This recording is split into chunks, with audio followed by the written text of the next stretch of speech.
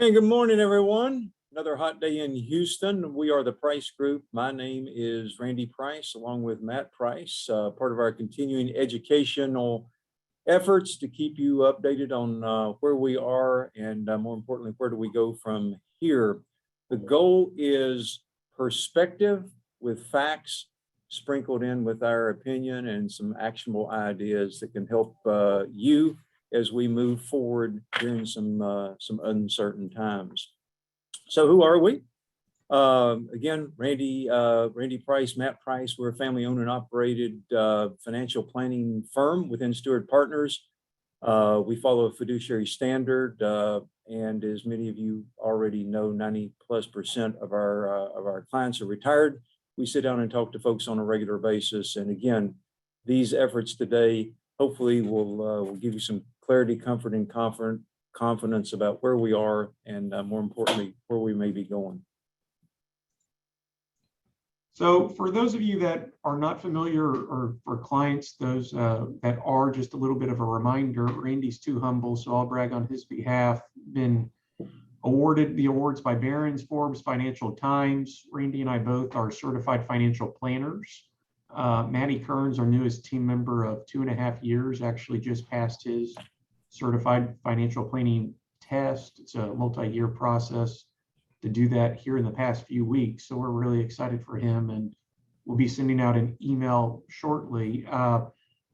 But we think education is really important, and Wealth Coach podcast, you've probably seen some of our emails, but we're going to be really ramping up some of the video content actually starting this summer for market updates, things of that nature. So stay tuned there. So let's lay the groundwork for what we're going to talk about today. Number one, we're going to talk about bull indicators. Bullish, feeling the economy is better and the market goes higher.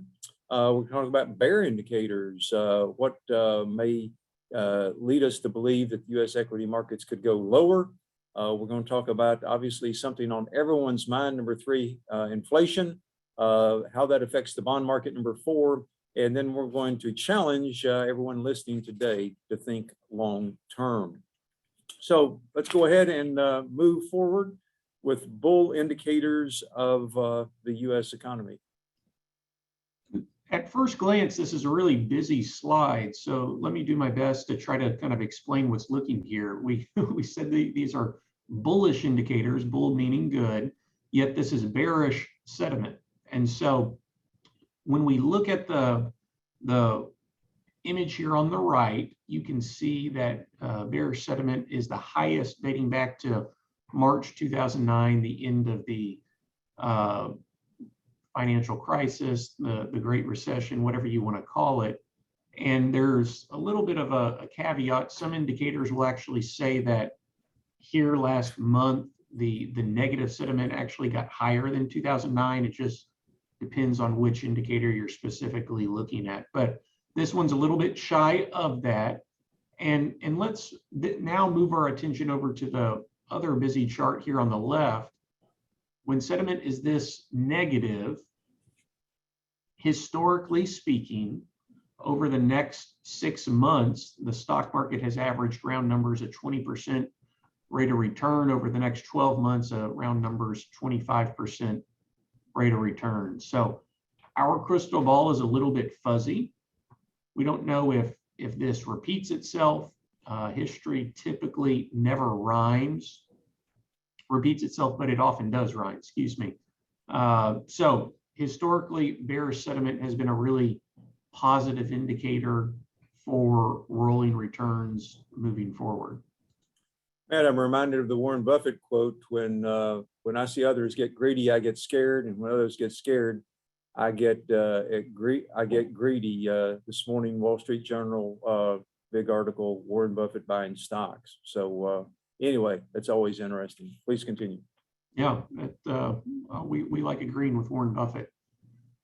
Another what we think bullish indicator is, has the bubble already burst? And once again, short term, we don't know. But looking here, the NASDAQ, which is one of the major index that a lot of clients will follow. It's more tech heavy, so more growth oriented.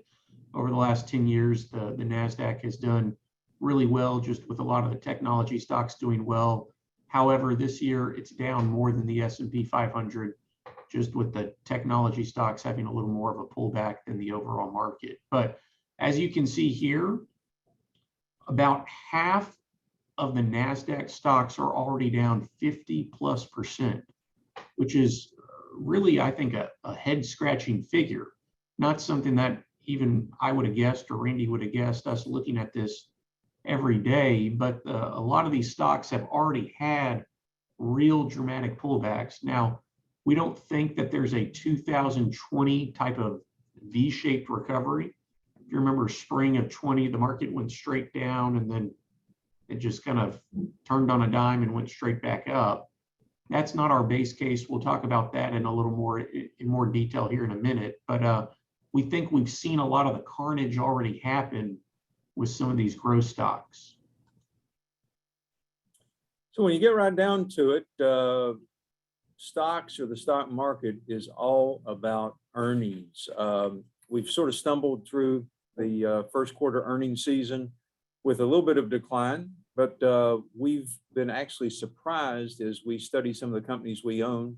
Those of you that work with us know that we're big believers in dividend paying stocks, but many of these stocks have been able to beat the analyst expectations, and we're tracking almost a 75% beat rate for both the earnings per share as well as revenue. Obviously, a lot happening in the economy with higher energy costs, with higher labor costs, and this sort of thing. But as you can see here, the earnings per share there and the sales beat rate on a rolling 3-month average.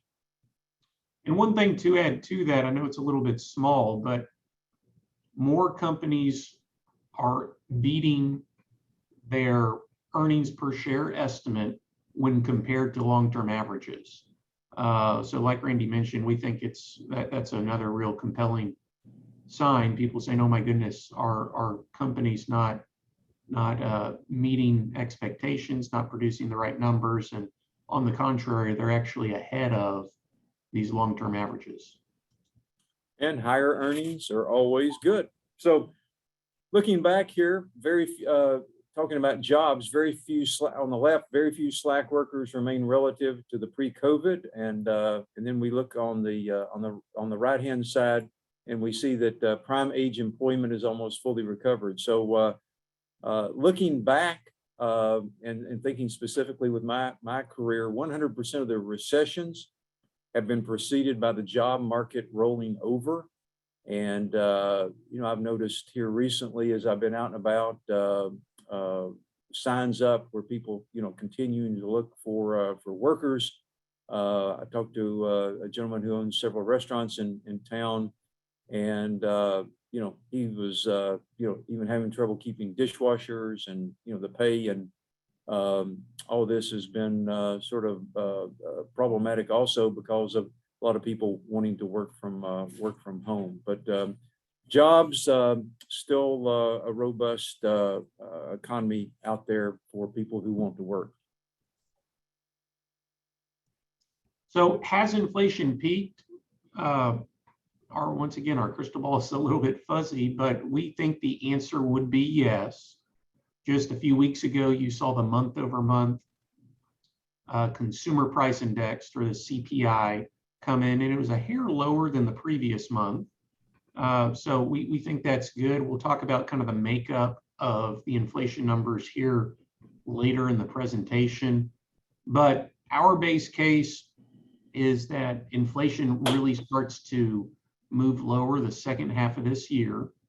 And so you can see a few of the pieces that are moving toward that here on the chart on the right. You're starting to see a lot of the kind of different ways to measure the consumer price index or inflation as a whole are starting to move lower.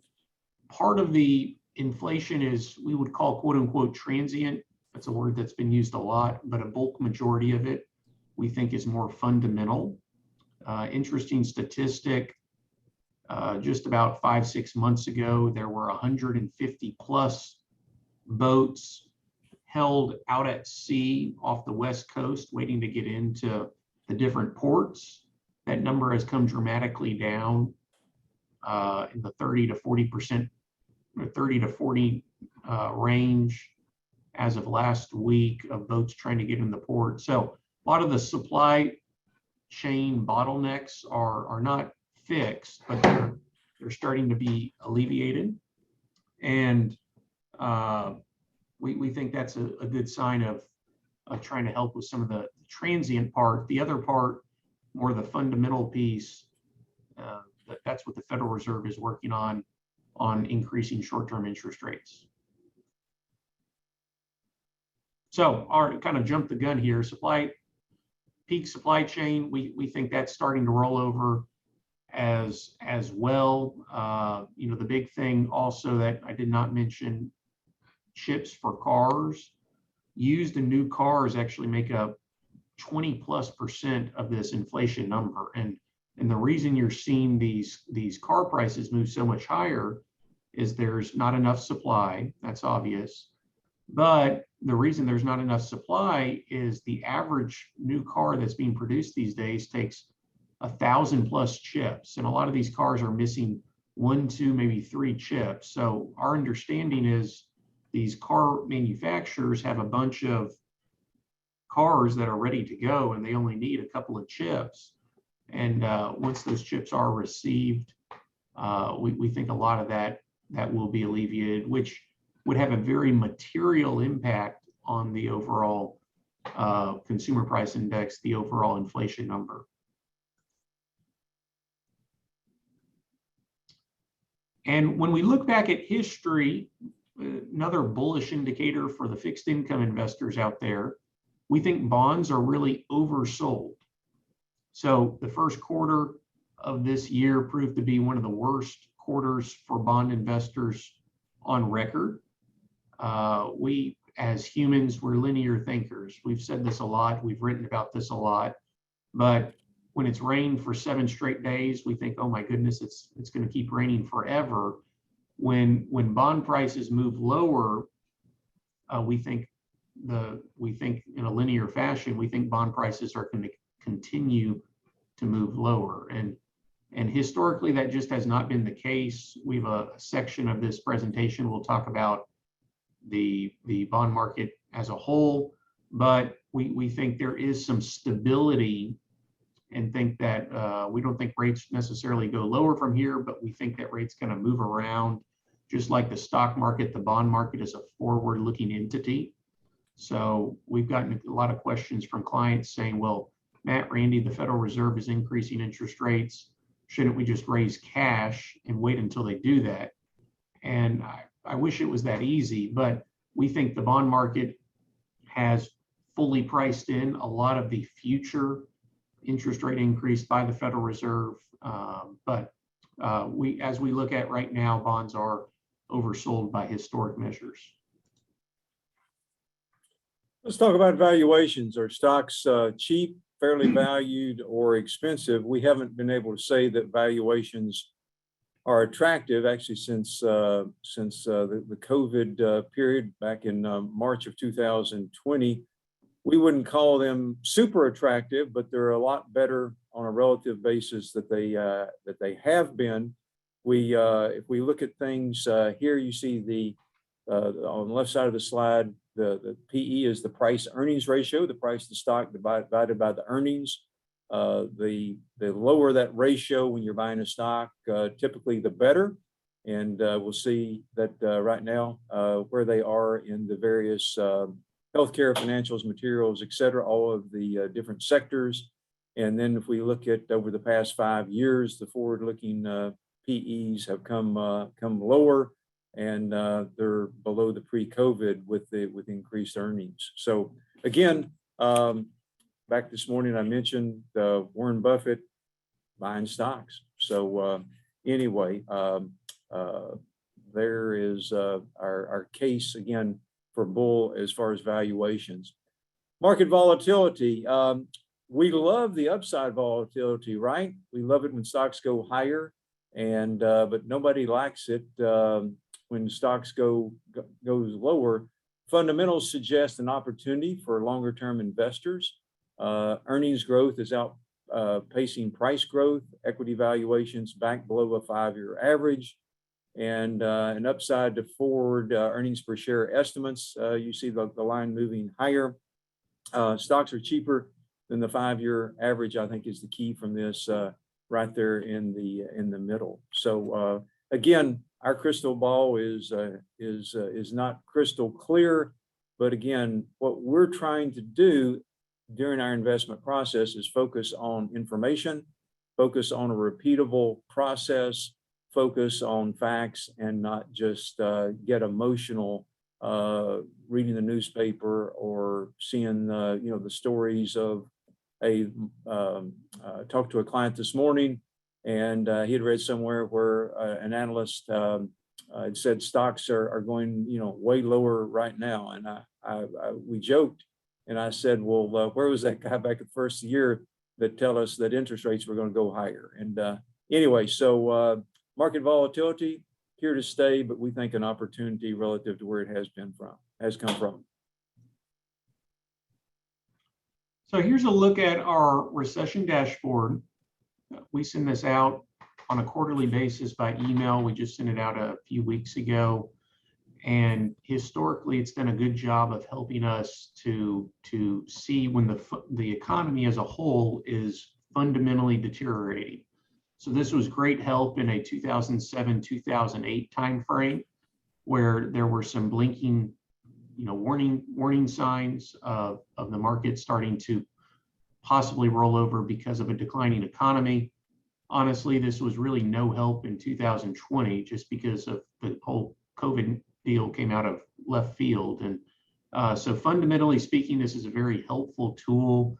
As you can see, 10 out of our 12 indicators are positive. One is cautious and the other is red. But overall, we think we're still in expansion territory, and 10 out of 12 we think is very good from a standpoint. The economy as a whole still does look healthy. So we started with the bull, we started with the good. Let's transition to the bear, or some of the negative signs that we see within the economy. The Federal Reserve, the Fed risk of increasing short-term interest rates, we would see as the primary negative piece for this market. Randy and I, we had our annual company meeting in Chicago last week, and it hasn't been annual. We haven't done one since 2019, but we had the chance to hear Randy Quarles, who's one of the former Fed chairs who actually just rolled off the board at the end of last year, speak. And it truly was fascinating to hear some of his comments and how he was involved really the second half of last year of starting to think about raising short-term interest rates. But his main points that we took away were that inflation is nothing like we saw in the 70s. Don't think we're anywhere close to inflation getting out of control. And he had very similar comments to what we had thought initially, that the second half of this year, you're going to start to see inflation roll over. He mentioned new and used cars. He mentioned some of the supply chain issues getting a lot better.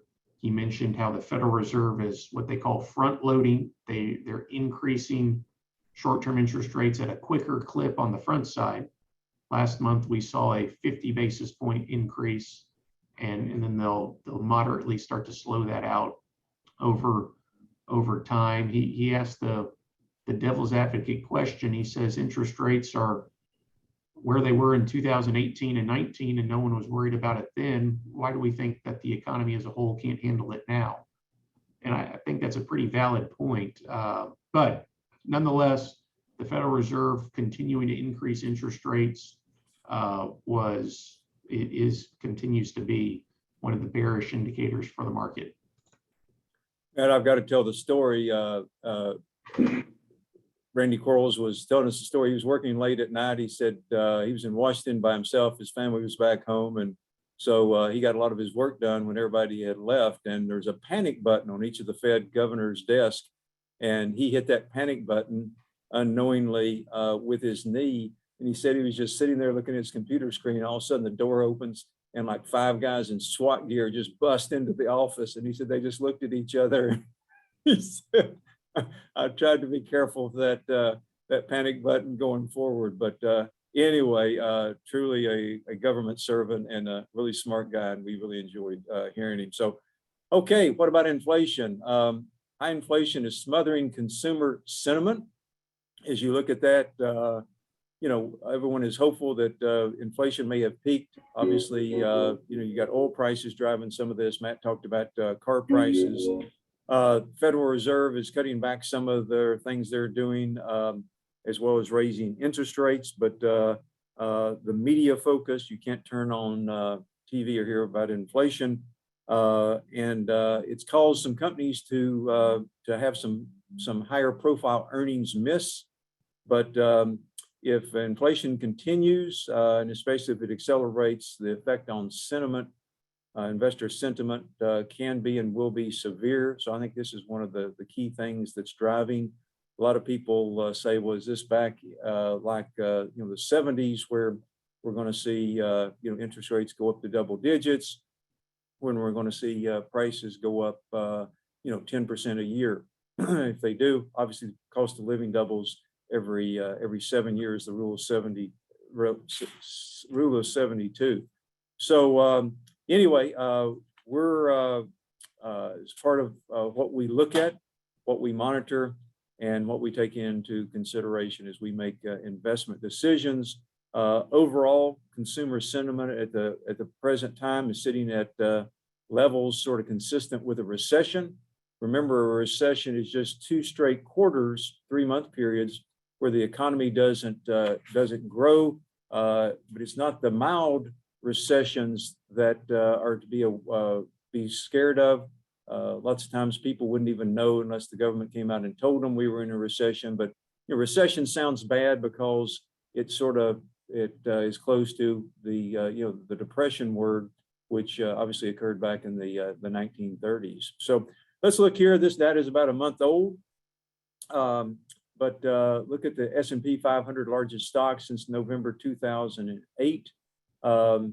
You know, we talk about this quite often in some of our weekly communication, some of our ongoing webinars, etc. But historically, if you go back since the beginning since we've measured corrections, on average, the market goes down 10% every year, once a year, almost like clockwork. And then on average, every 3 years, the market is down 20%. So corrections are healthy. Bear markets are necessary. And, you know, a bear market would be where the market is down 20%. We're sort of close right now. But again, there on the right, we look at the NASDAQ, the technology stocks, if you will, bear markets, and the beginning, the end, the change, and how many days it lasted on there. This has really affected the balanced portfolio, because for the first time, this market seems, this, if you will, downturn in the market seems worse because we didn't get any help from the bond market. The bond market usually is stable or up when stocks go down. And for the first time in a really, really long time, we've seen stocks go down, we've seen bonds go down, and other than cash, there's sort of been no place to hide. So another kind of busy slide, and you know, our job is when putting these presentations together, it's kind of a tug and pull. We have a bunch of engineer type clients who love graphs, charts, and you know, they send us all these great Excel spreadsheets they put together. And then on the other side, we have a segment of clients who just kind of want the big picture, the executive summary. And so hopefully we do an adequate job of playing to both sides. And then there's obviously a lot of people in the middle there. But nonetheless, a little bit of a busy slide. look at this 50 number. I want you to draw an imaginary line from left to right on this 50. Whenever this leading indicator of the service and the manufacturing numbers are above 50, the economy is still expanding. And so, what, in our humble opinion, we think the economy is decelerating, but it's not contracting. So, said another way, instead of going 75 miles down the freeway on I-10, we're going 60, 65 miles an hour down the freeway. So still at the speed limits, but just not going as quickly as we were. So still in expansion territory is the good news there. But with this being in the bearish sentiment, obviously we are moving lower. Does that trend continue? And that is the question. We didn't have any really good data for the Russia-Ukraine crisis, so we threw up an image here. But this continues to be, headwind, not only for the oil and gas markets, but even for the food markets. There's all the statistics out there, how much wheat and soybeans, et cetera, come from Ukraine and or Russia, making food prices move higher. And no one really knows what Mr. Putin would do if Ukraine tried to join NATO. Obviously, we saw earlier this week, Sweden, et cetera, look to join NATO. But when we look back at history, there's a slide later. We've gone through geopolitical crises of this nature before. We don't think this one turns into World War III as of today. So we don't think this is something that totally blows the global economy off track, but it is obviously a big negative for the market as of today. In oil prices have obviously moved higher. Anyone that's filled up their gas tank here in the past few months does not need me to remind them of that. Higher oil prices typically will precede a recession. The interesting, the kind of the positive spin on this would be oil prices are on an inflation adjusted basis a lot lower than they were in 2007. The absolute amount is about the same, but when we adjust for inflation, it is by definition lower. There are some real bear investors out there calling for crude oil to go to $175, $200 a barrel. You're seeing what we're looking at here on the left is gas prices are, the highest in the past 10 years. And but at the same time, you're seeing global production, even with the Russia mess, move higher. So that could alleviate part of it. Our hope would be that domestic drilling would also move higher. We're not seeing as much of that, but internationally, you're seeing a lot more production. Continuing on, looking at things that might support a bear outlook. Mortgage rates. This is the 30-year mortgage rate, and you can see their current level 5.5. Now, 5.5 compared to 2.5 obviously is demonstrably higher. But think back. A lot of us can remember. I remember the first piece of real estate that I bought here in Houston.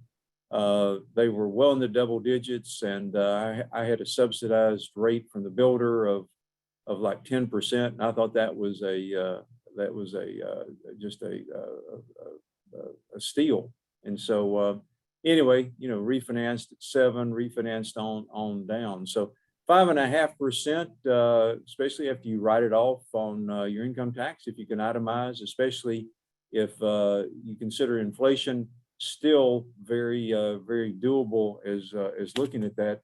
These are the highest rates we've had in a decade, but again, we've had a long period of lower interest rates, and we're just now coming out of that.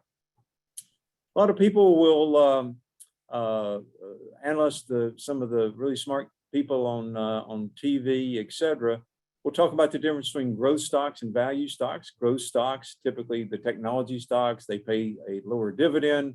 They typically are making more widgets every year, and they typically carry higher valuations. On the other side, value stocks is a company that, for whatever reason, has fallen a little bit on bad times and may be depressed, and there may be an event or a series of events that may lead that stock price higher. What we've seen is that since 1996, value has done much better than, growth has done much better than value. We've had a little bit of a turn to that here in 2022. The busy chart on the right shows the technology and energy sector weightings.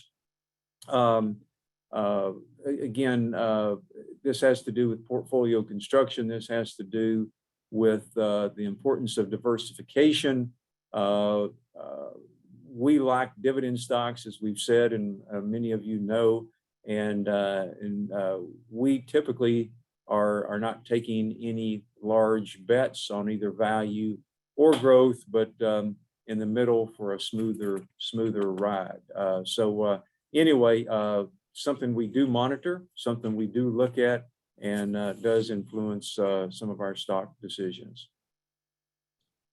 So let's look a little more closely at interest rates and inflation.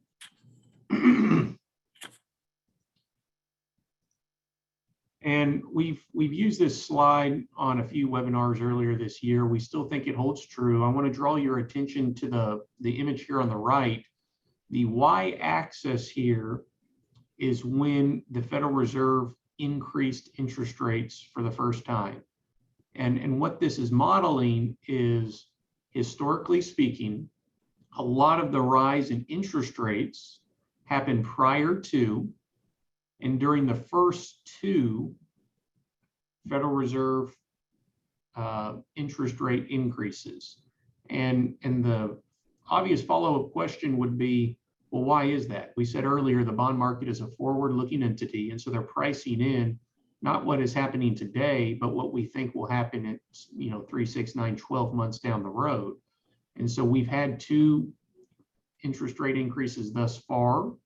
We think that a lot of that has already happened. We don't expect another horrible quarter for fixed income like we saw in the first 3 months of this year. If we did, we would be making some more changes to the portfolio. But we think there's some kind of ceiling to interest rates from where we go from here. And here's another good kind of breakdown of inflation. What I want to draw your attention to here is the commodity section. And in the commodity section as a whole, makes up a little over a quarter of the CPI, or the Consumer Price Index. And out of that, let's call it 25% round numbers, about half of that is from new and used cars.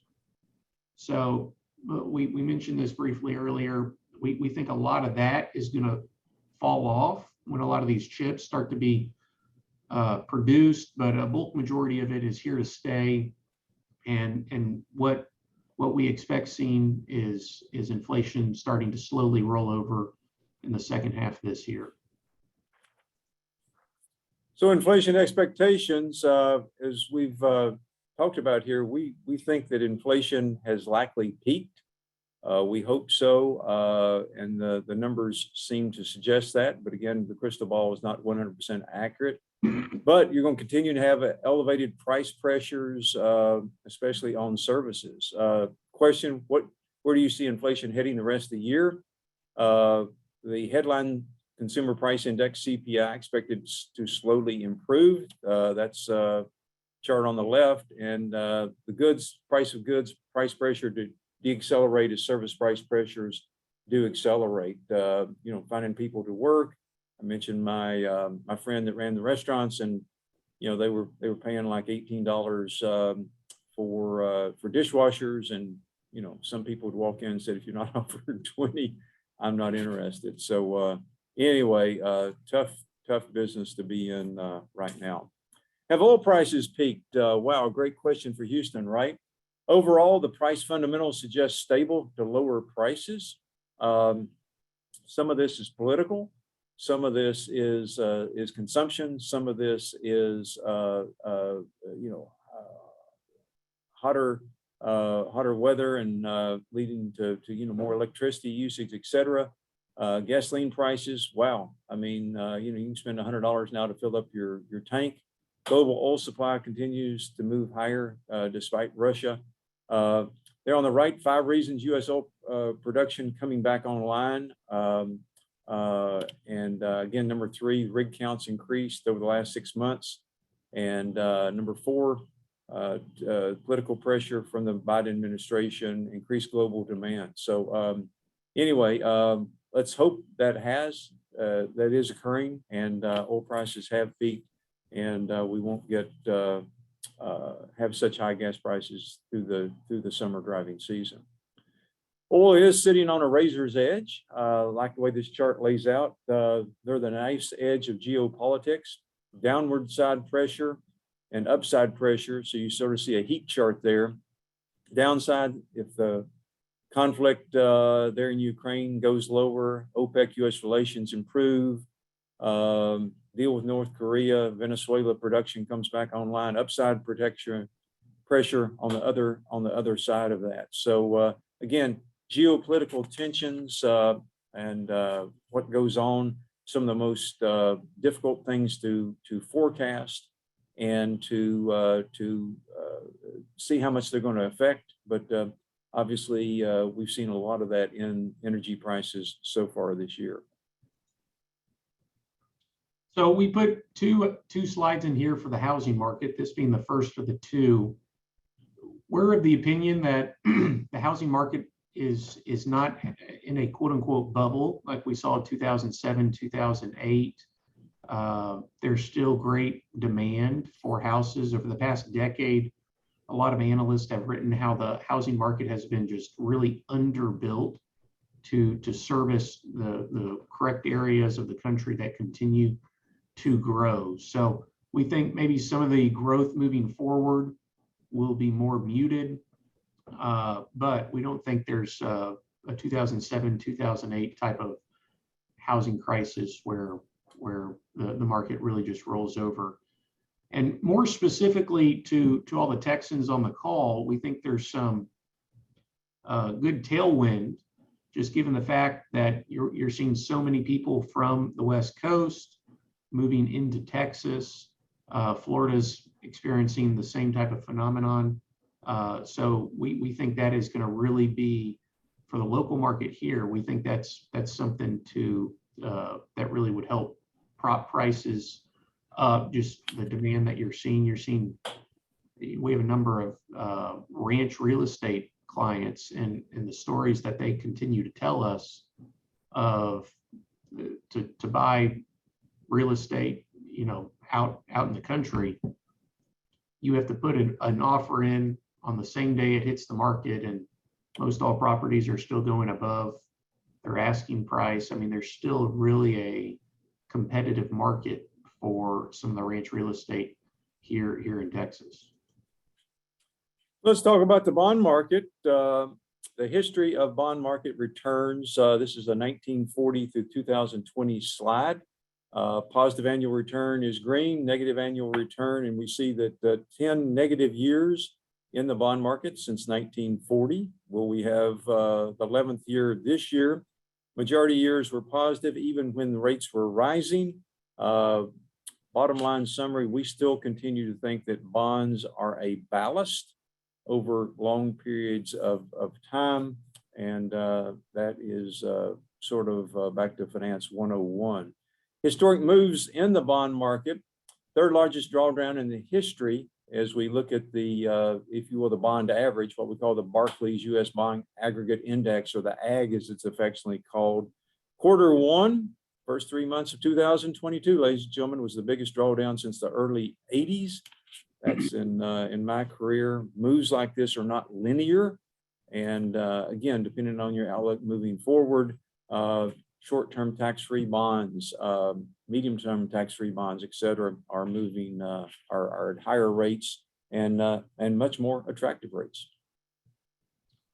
And we say time heals the municipal bond market. The municipal bond market has been hurt a little bit more than their taxable equivalents.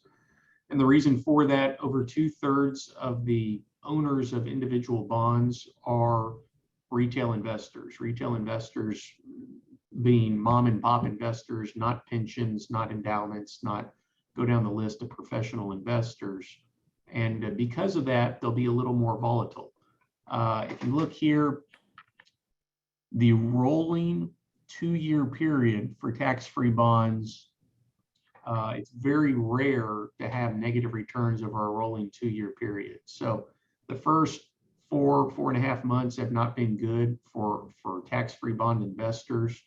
But like we said earlier, we don't think this is linear, and we think there is some tremendous opportunity within the tax-free bond market as of today. So let's think long term. We try to, instead of looking at the trees, we try to take a step back. Let's look at the entire forest for a minute. Here, this is one of our favorite charts. If you've been on a webinar, you've probably seen it before. This is looking from 1900 through the end of 2021. And green is good, red is bad. If you look here, the last few bull markets have lasted anywhere from 17 to 24 years. And so we have no reason to believe otherwise. In our humble opinion, this bull market started spring of 09. If that's the case, we think we have a few years left to run in this bull market. And so we're still of the opinion that it's a good time to own stocks. The world has become so polarized, whether it's in politics, sports, or you're seeing it now with stock market predictions. We don't think the market goes straight up like we saw in 2020. We don't think there's another 2007, 2008 type of financial crisis right around the corner either. So overall, we think the bull market does continue. And can stocks recover? The little red dots, that was the drawdown intra-year, year over year, dating back to the 1980s until last year, or excuse me, through the first few months of this year. And then the actual grayish bar is where the market ended the year. So you see that there are drawdowns along the way, but with the majority of the years ending positive. Will that be this year? Short term, we're not as certain, but long term, we do think that the market continues to move higher, continues to climb what we call the wall of worry. And we think companies continue to be more profitable year over year. So the future continues to be uncertain, but we still feel like putting money to work when stock prices has declined is a good long-term decision. Chart here shows the S&P 500 returns percent of the time positive over various time frames. If you're looking to buy a car next year, stock market is not a good place. But if you're investing in a 529 plan, if you're investing for retirement, it is good. Again, one of our secret sauces we feel here at the Price Group is that dividend stocks are a perfect multi-generational planning tool.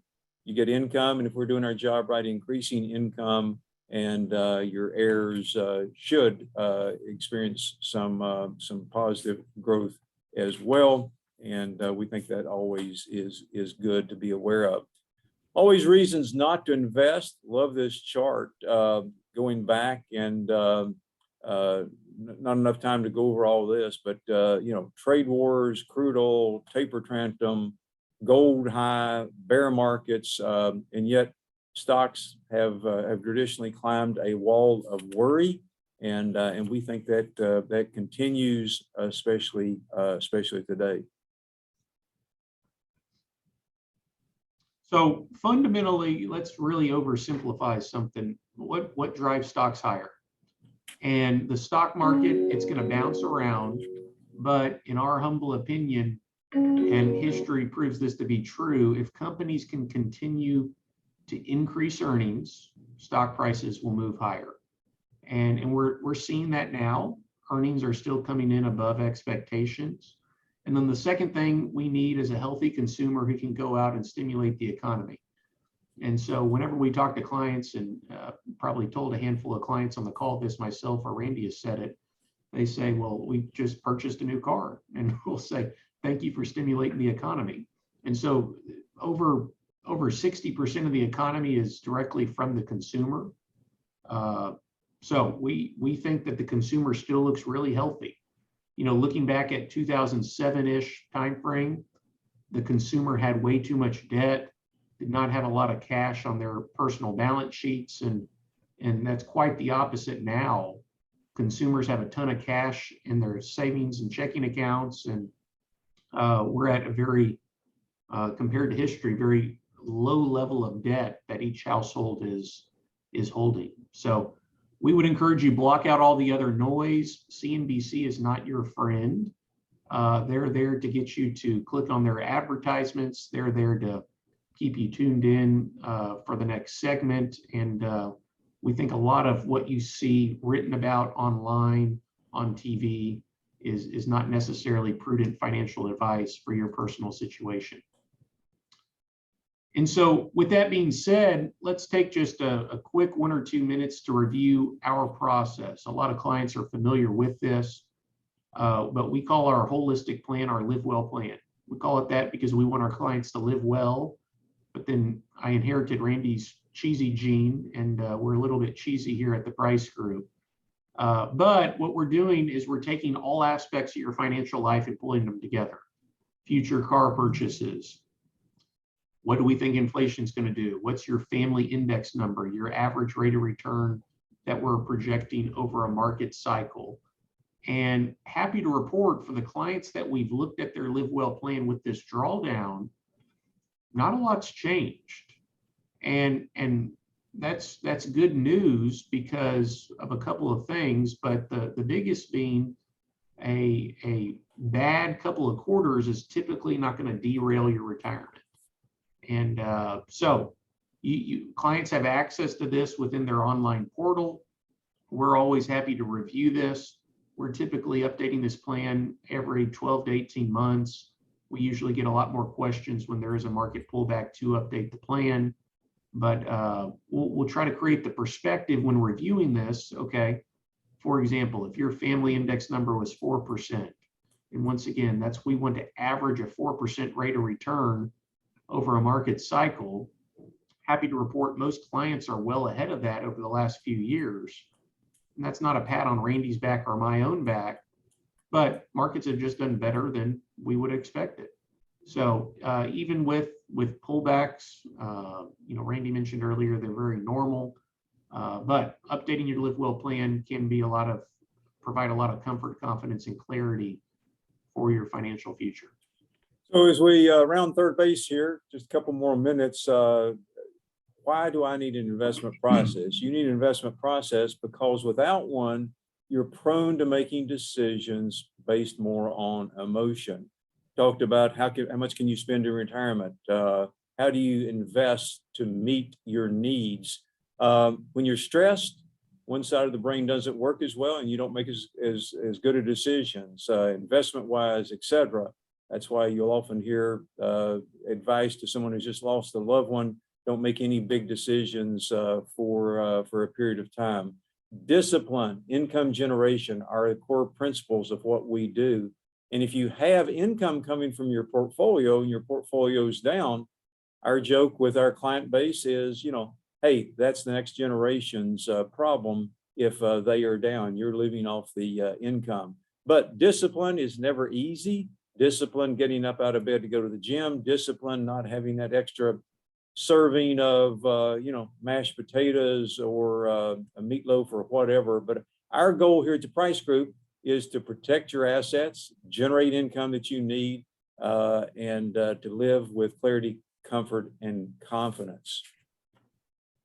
So dividend income matters. This is another one of our favorite slides we've used in past webinars. But what I want to draw your attention to, 1930 through the end of 2020, 41% of the total return. And when we say total return, dividends plus price appreciation, 41% comes from dividends, which is a material amount.